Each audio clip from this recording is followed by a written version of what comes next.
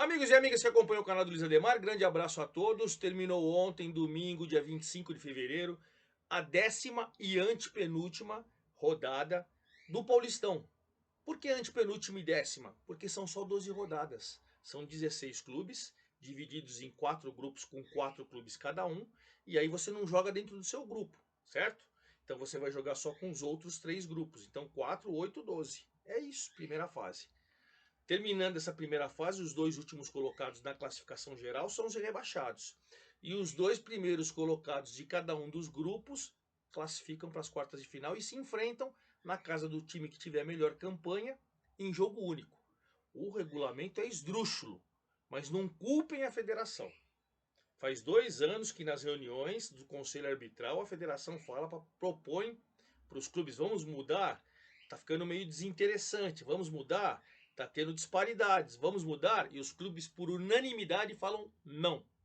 Então os clubes merecem. Por exemplo, a Portuguesa tem 7 pontos, hoje classificada para enfrentar o Santos. 7 pontos. O São Bernardo com 15, hoje não estaria classificado. Né? O Água Santa com 14, o Mirassol com 14, hoje não estariam classificados. Culpa dos clubes. É fácil criticar a federação, mas eu, como tenho acesso, participo de reuniões, vejo, acompanho, sei que os clubes que não quiseram. Faz 2 anos. Mas vamos lá. O grande destaque dessa 10ª rodada é a Ponte Preta. Olha, a Ponte Preta fez 1-0 no começo do jogo contra o Corinthians, em Itaquera, e depois foi pressionada, pressionada, pressionada. O goleiro Pedro Rocha jogou muito. O Corinthians perdeu muitos gols. O Corinthians que deu mais de 30 finalizações, a Ponte Preta 4 ou 5. E a Ponte ganhou por 1-0. Recuperou a vice-liderança no grupo do Palmeiras. Hoje enfrentaria o Palmeiras, 16 pontos, 5 a menos que o Palmeiras, que tem um jogo a menos, claro. Mas a Ponte foi a grande destaque. Outro destaque é o Palmeiras, que classificado matematicamente. Mas aí, né, é até covardia falar Palmeiras classificado. O Santos já estava classificado, matematicamente o Palmeiras já está classificado. Então são os dois que matematicamente. Hoje o Santos enfrentaria a Portuguesa, que perdeu do Botafogo, mas continua a segunda colocada no seu grupo. Porque ela tem 7, o Ituano tem 6, o Santo André tem 5. O detalhe, a Portuguesa tem 7, corre risco de rebaixamento. O Ituano com 6 e o Santo André com 5 hoje seriam rebaixados. Tudo no mesmo grupo. Eita, regulamentinho ruim, hein? Mas beleza. A gente pode destacar também que a Inter de Limeira, que tem um jogo a menos, seria o adversário do Red Bull Bragantino, que está caminhando para a classificação. E o São Paulo empatou com o Guarani jogando mal. O primeiro tempo jogou muito. Fez 1-0 e poderia ter feito 3-4. Aí tomou um gol de empate no fim do primeiro tempo. Segundo tempo horroroso. Mas mesmo com o empate, o São Bernardo perdeu do Santos, o São Paulo entrou na segunda colocação. Detalhe, quarta-feira agora, dia 28, Portuguesa e Palmeiras jogarão no Canindé. Inter de Limeira e São Paulo não vão jogar em Limeira porque a Inter vendeu o jogo para Brasília, lá no Mané Garrincha. Então, 7h30 da noite é o jogo da Portuguesa e Palmeiras, 9h30 são Internacional e São Paulo. E aí todo mundo vai ter 10 jogos. Esses resultados podem fazer o seguinte: se a Portuguesa ganhar do Palmeiras, ela fica com uma situação muito boa para se classificar e abandona essa coisa de rebaixamento, né?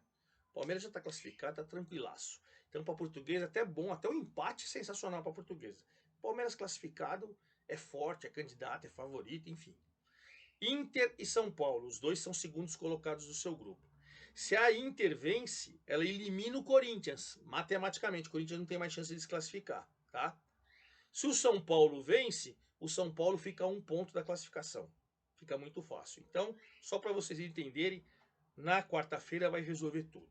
Mas vamos falar dessa rodada. Mas antes de mais nada, eu vou convidá-los a fazer inscrição aqui no canal do Luiz Ademar, ativar o sininho para cada novo vídeo você seja avisado, pedir seu like, sua opinião, sua informação, me ajude a fazer o canal do Luiz Ademar, certo? Vamos começar com o líder Santos. Por que líder Santos? Porque ele é líder do seu grupo, o grupo A, 22 pontos, disparado, foi o primeiro a se classificar, e é o líder na classificação geral. Né? Vale lembrar que depois você vai somando os pontos para sempre decidir em casa, e isso o Santos tem essa situação. O Santos jogou no Morumbi com forte São Bernardo, jogaço, gostei, assisti o jogo inteirinho. Olha, torcedor do Santos, o Santos tem que jogar mais em São Paulo mesmo. E eu vi o presidente Marcelo Teixeira falando que, inclusive, nas quartas de final, ele pretende conversar com o São Paulo para ver se o São Paulo empresta, né, aluga o Morumbi de novo, para ele jogar as quartas de final no Morumbi. Por quê? 50.132 torcedores. Lotado, lotado. Parabéns, torcedor do Santos. Foi lá, empurrou, um time forte. São Bernardo era o segundo colocado do grupo, tá brigando com o São Paulo e com o Novo Horizontino pela classificação.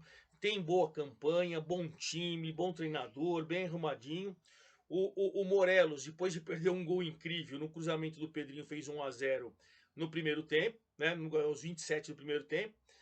Chegou o segundo tempo, o jogo lá e cá, o São Bernardo vendendo o cara, a derrota que estava ali parcial, até que o Romisson, que tinha entrado no segundo tempo, chutou, a bola bateu no travessão, nas costas do João Paulo, para mim é gol contra do João Paulo, porque a bola bateu no travessão e voltaria. Só que ela bate no travessão, bate nas costas do João Paulo e entrou. O São Bernardo, aos 24 do segundo tempo, estava no momento bom da partida, jogando bem, até um pouco melhor que o Santos, e empata.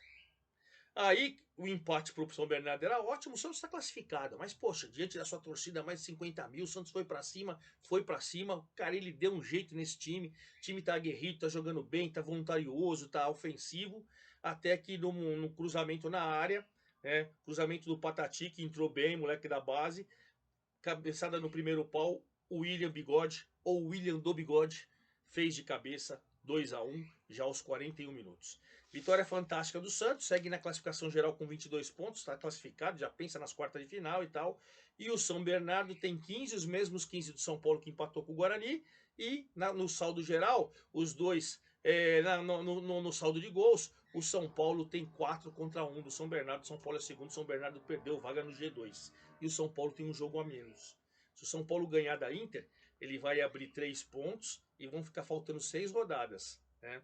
E não basta só 3 pontos para o São Bernardo, porque o saldo de gol do São Paulo é melhor. Então daí o São Bernardo vai ter que tirar 4 pontos em 6, vai ficar mais difícil, né? Enfim, vamos ver. E o São Paulo, se vencer, ele também é o primeiro colocado do grupo do Novo Horizontino. Falamos do Santos, vamos falar então da Portuguesa, que seria o adversário do Santos. A Portuguesa jogou com o Botafogo de Ribeirão Preto em Ribeirão Preto. E olha, o Portuguesa jogou muito mal, o Botafogo foi muito melhor. O jogo começou até uns 20 minutos, equilibrado, marcação e tal, mas acho que o Pintado marcou mais e criou menos, né? A ponto do Botafogo, depois de bola na trave, boas defesas e tal, o Botafogo faz 1-0, faz 1-0 com o Douglas Baggio, numa jogada muito bonita, o Negueba cruzou da direita, o Douglas Baggio faz de cabeça 1-0. Primeiro tempo foi uma vitória parcial 1-0, 4.280 pessoas lá, também um público bom, né? Em Ribeirão Preto. Veio o segundo tempo, o Botafogo mexeu nos lados, o Botafogo tinha ganhado na quarta-feira, ao contrário da Portuguesa, tinha jogado na Copa do Brasil, né? Lá no Espírito Santo, né? Aí trocou os laterais, mexeu bem e tal. O Patrick Break entrou na ala pela esquerda, fez 2-0 aos 12. Só depois das substituições ali por volta dos 25, 30 minutos do Pintado, inclusive com o Vitor Andrade, que vem voltando de lesão séria e era uma peça de destaque desse time, o Vitor Andrade fez 2-1 aos 36 e a partir daí a Portuguesa começou, embora o Botafogo também alcançasse. Mas no geral, a vitória do Botafogo foi merecida, mas assim, para efeito de classificação, o Botafogo continua lanterna do grupo do São Paulo. Novo Horizontino 18, São Paulo 15, São Bernardo 15 e o Botafogo 11. Faltam 6 pontos, o Botafogo só chega a 17. Se o São Paulo ganhar quarta-feira, o Botafogo já está eliminado. Eu diria que não a matemática agora, mas o Botafogo está eliminado. Não tem como o São Paulo, o São Bernardo e o Novo Horizontino, os três, despencarem e não ganharem mais nenhuma nessa. No caso do São Paulo, nos próximos 3 jogos. No caso do São Bernardo e do Novo Horizontino, no caso dos 2 jogos. Eu não vejo essa possibilidade. Mais uma vitória que, pelo menos, quem tinha preocupação com o rebaixamento, eu não tinha nenhuma. O Botafogo com 11 está garantido no Paulistão do ano que vem. Agora a Portuguesa, olha que coisa. Ela tem 7 pontos, ela continua na segunda colocação, continua sendo adversária do Santos, porém, ela tem 7 pontos, o Santo André tem 5 e Tuane Guarani tem 6. Ela está muito próxima da zona de rebaixamento. Não pode vacilar. Esse jogo contra o Palmeiras pode ser até um divisor de água. Se você consegue ganhar de um forte Palmeiras, você já muda seu patamar, você já deixa, escapa da parte de rebaixamento e tal, e esse jogo a menos fica bom para você. Veremos o que vai acontecer quarta-feira no Canindé. Bom, Ainda nesse grupo do Santos, você tem o Ituano, que hoje está na zona do rebaixamento com 6, tem os mesmos 6 pontos do Guarani, mas nos critérios ele estaria na zona do rebaixamento. Santos foi o Ituano, na quarta-feira, foi eliminado pelo São Luís, do Rio Grande do Sul, perdeu 2-1 lá, saiu na Copa do Brasil na primeira fase, vexatório. Vexatório, time de primeira divisão do Paulistão, caiu de São Luís. Aí, a diretoria mandou o Marcinho embora. Eu acho que o Marcinho é um cara legal, já fui setorista com ele quando ele foi jogador, já entrevistei e tal, mas o trabalho dele é ruim desde o ano passado. Eu vi a carta do Juninho apoiando, o cara é trabalhador, mas o time não desempenha. É fraco também o time, mas o time não desempenha. Demorou para mandar embora. Pois bem, mesmo mandando embora, o Marcinho caiu, foi o interino, o auxiliar Douglas Leite, 8 anos jogando em casa, perdeu para o Bragantino por 1-0, uma troca de passes na cabeça lá, o Bruninho fez 1-0, mas podia ser 2, 3, porque o Red Bull Bragantino foi melhor o tempo todo. É uma disparidade grande. Né? Essa derrota continua o Ituano na terceira colocação com 6 pontos. Pasmem, assim como aconteceu no ano passado, na última rodada, quando ele escapou do rebaixamento e se classificou, pode acontecer a mesma coisa esse ano. Ele é o terceiro com 6, mas hoje continua na zona do rebaixamento. E o Red Bull Bragantino é o líder do grupo do Corinthians, 18 pontos, uma vitória da classificação. Muito perto da classificação, time forte que vai brigar. E fechando esse grupo do Santos, o Santo André, que é o Lanterninha. Santo André é o Lanterninha, para mim é um time fadado a cair. Eu falei isso na primeira rodada contra o São Paulo, quando o São Paulo acho que ganhou de 3-1. Falei, nossa, ainda era o Fernando Marchiori o técnico. O time é fraco, o time é fraco. O Márcio Fernandes chegou e não adiantou muita coisa. Não venceu nenhuma, 10 jogos sem vencer. Né? 10 jogos sem vencer. E em casa, para 1.150 pagantes, 0-0 com a Inter de Limeira. 0-0 com a Inter de Limeira. Bom, para a Inter de Limeira foi bom, esse ponto ela foi a 14, os 14 do Mirassol, mas ela tem uma vitória a mais. Hoje ela seria o adversário do Red Bull Bragantino. Hoje seria o adversário do Red Bull Bragantino. Maravilha. Santo André é o lanterna na classificação geral, o lanterna do seu grupo, mas ainda é aquela situação. Faltam 2 jogos, ele pode até ser o adversário do Santos. Regulamento. Pode reclamar, né? A gente pode reclamar, os clubes não, que eles aprovaram, eles gostaram de todos os outros anos, que foi assim também. O ano passado o Ituano ia cair na última rodada, venceu, e aí ele se classificou para jogar com o Corinthians e ainda eliminou o Corinthians nas quartas de final. Regulamento esdrúxulo, culpa dos clubes. Então vamos para o grupo B, o grupo do Palmeiras. O Palmeiras fez um grande jogo contra o Mirassol, que é um grande time. O Mirassol, comandado pelo Mozart, é um grande time. Fez 1-0 com o Rodrigo Ferreira, cobrança de escanteio, ele tocou de cabeça, lateral direito, tocou de cabeça, fez um belo gol, 14 minutos, e aí o Palmeiras, com 24 minutos, bola metida na área, o Aníbal Moreno, o argentino, fez seu primeiro gol de cabeça, belo gol também, 24 empatou 1-1. Veio o segundo tempo, aí o Palmeiras começou a amassar o Mirassol é bom time, mas claro, o Palmeiras indo para cima e tal, um pênalti claro, não dá nem pra gente falar assim, ah, será que foi pênalti? Flaco Lopes tomou uma voadora, acho que o cara errou o tempo da bola, o zagueiro do Mirassol errou o tempo da bola, um pênalti muito claro, uma chinela no Flaco Lopes. O Rafael Veiga cobrou com categoria, o Rafael Veiga, deixa eu ver aqui, ele marcou seu 5º gol, e ele é o 3º artilheiro. O De La Torre, que não marcou do Mirassol, tem 7. O Flaco Lopes, que não marcou, tem 6. E o Rafael Veiga foi a 5. Virou o placar cobrando pênalti. E ainda no finalzinho, o Breno Lopes, num chute cruzado, fez 3-1. Vitória em Barueri. O Palmeiras está jogando em Barueri, que está reformando o Allianz Parque, vocês lembram e tal. E 11.774 pessoas. Palmeiras classificado, líder do grupo, 21 pontos do grupo B, e o Mirassol caiu para a terceira colocação, os mesmos 14 da Inter, que tem um jogo a menos, esse com o São Paulo, né? Mas está brigando pela classificação também. Essa é a situação. E aí no grupo do Palmeiras, a Ponte. Ontem a Ponte jogou com o Corinthians. Cara, assim, se você falar, ó, a Ponte ganhou do Corinthians 1-0, você vai falar, ixi, o Corinthians foi aplaudido pela sua torcida. Pelo menos não faltou empenho, não faltou amor à camisa, não faltou correria, não faltou nada. Faltou o gol. E tem dia que a bola não entra. E ontem não era para entrar. A Ponte fez um gol que, a meu ver, não era o Cássio. Acho que é Carlos. Carlos, Carlos, me fugiu aqui o nome. É muito bom goleiro da base do Corinthians. Ele falhou. O Elvis cobrou falta, ele rebateu para o meio. E aí ele rebatendo a bola para o meio. O Iago Dias de cabeça fez 1-0 com 5 minutos do primeiro tempo. Corinthians foi em cima, perdeu, 41-375 no público. Torcida empurrando, mas por mais que o Corinthians criou, o Pedro Rocha, o goleiro da Ponte, é muito bom, para mim é uma das revelações do campeonato, Pedro Rocha é muito bom goleiro, e o Corinthians perdeu um caminhão de gols. É injusto? Pô, se você for falar pelo jogo, sim, mas futebol não tem justiça, né? A derrota, o Corinthians praticamente está eliminado, não matematicamente, ele tem 10, mas se a Inter ganhar do São Paulo na quarta-feira, ele já está eliminado, porque ele não chega mais ao Bragantino. O Red Bull Bragantino tem 18, ele só chega a 16, né?